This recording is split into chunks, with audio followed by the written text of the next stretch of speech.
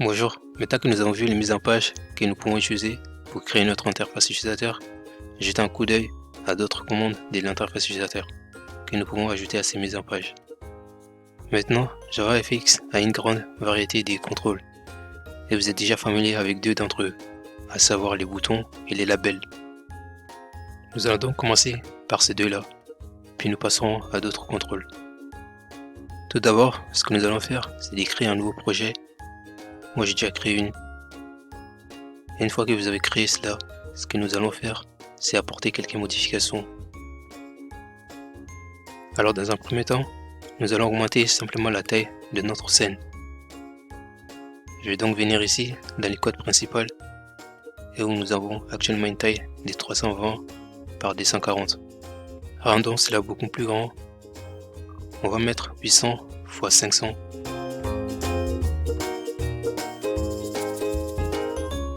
Et dans le fichier fxml, nous allons ajouter un bouton. Nous allons donc garder les grippans tels quels. Et nous allons ajouter un bouton. Donc on va faire les balises boutons. Et on va mettre grippan.rowindex égale 0. Et après grippan.columnindex égale 0. Texte est égal click-me.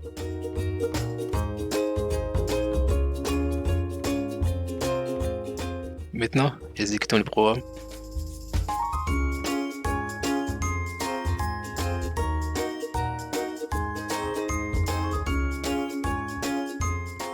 Il y a une fenêtre très simple qui fonctionne.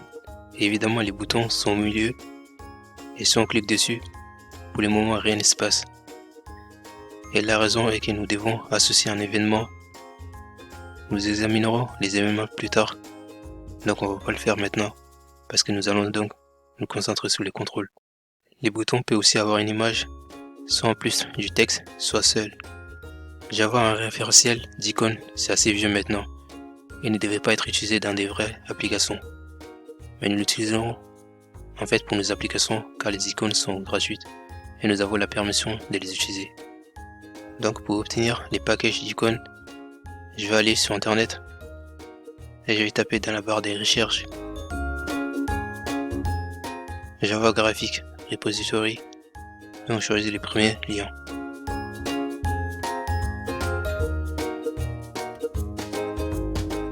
Puis on va télécharger celui-là.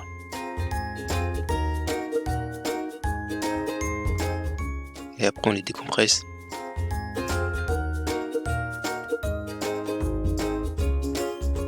Je vais donc revenir sur le projet.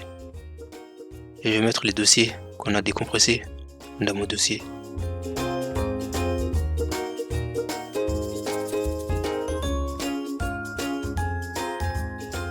Maintenant que c'est dans mon dossier, je vais faire un clic droit ici et puis choisir paramètres du module et je vais cliquer sur les plus et choisir Java RS or directories.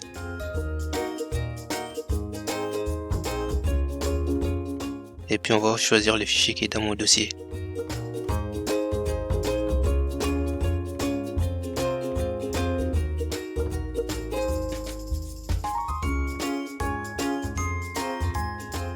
Maintenant nous avons donc toolbar bouton graphics et aussi les dossiers généraux. Nous avons toutes ces images différentes ici. Mais celle que nous allons regarder est le type of days 24. Si je clique simplement dessus, nous pouvons voir ce que c'est et nous pouvons mettre cela sur notre bouton. Nous allons donc ajouter un élément enfant graphique à l'élément bouton. Donc on va créer les balises graphiques. Et puis à l'intérieur de cela, nous devons ajouter une image. Donc une balise image view. Et puis après nous spécifions réellement notre image. Donc à l'intérieur de l'image view, on va créer une balise image et qui va avoir un URL qui est égal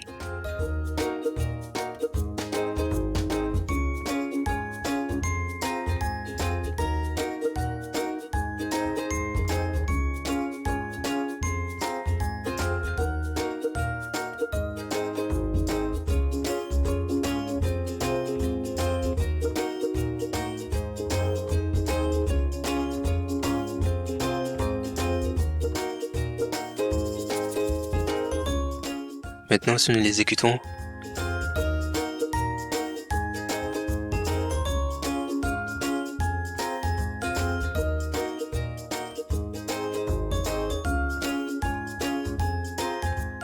nous avons donc notre bouton avec l'image. Et nous allons faire la même chose pour les labels.